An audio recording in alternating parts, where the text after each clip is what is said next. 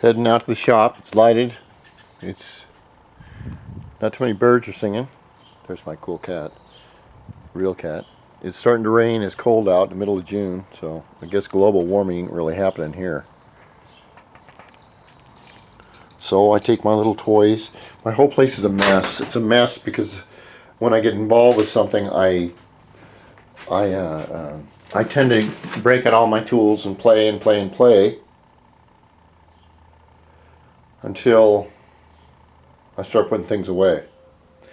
Now, initially I wrote it 5 miles. All right. As we can see here, it has blown some exhaust here, which is normal because it's been idling for a long time. This is where that crack was down there. That's kind of bothering me. Another thing is the temperature was running. It should have been running about 180 to 200 degrees at idle, say like when you stop at a stoplight. It was about 250, and then it would go up 300 and come back down again. I thought that doesn't sound right. Then it started to leak fluid out the bottom, which I have a vent down here, and it's actually leaking a couple drops there, which is, it's okay. Well, I came over here and looked, and I noticed that my full bottle of antifreeze is empty. Now, when the engine heats up and cools down, it sucks antifreeze as it needs it into the motor right here through a vacuum line. If it's empty, all it does is suck in air. And what I believe I've been working with these past few days is there's been an air bubble somewhere in the system, probably in the head, and it burps it out, and then it wants to suck it back in, and it hasn't been able to do that. So I'm going to go get some more antifreeze and put like halfway in here. What I've done is I put a little wire or plastic ties here, and I have little clamps on the side. All it does is hold the bottle in place. It's loose, but it holds it from falling over.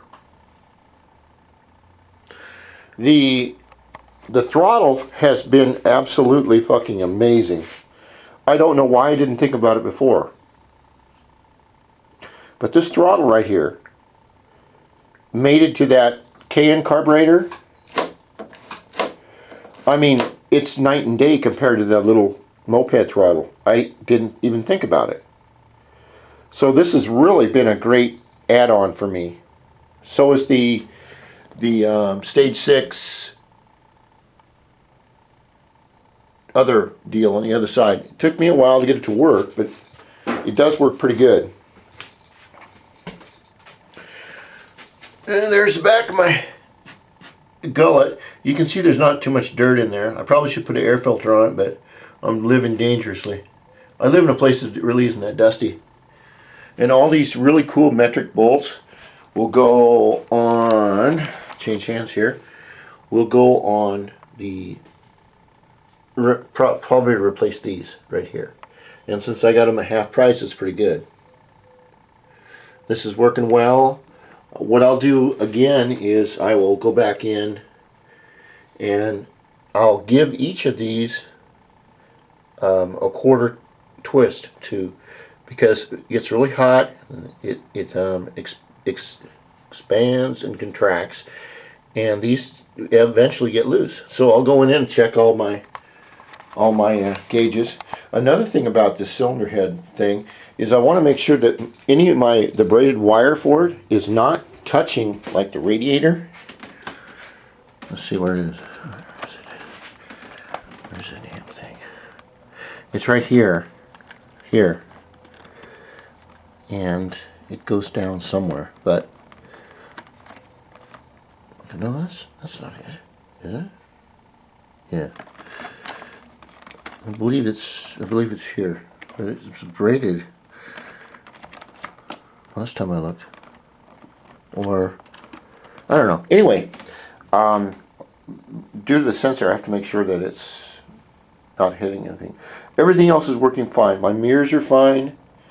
One thing I'm going to talk about suspension next.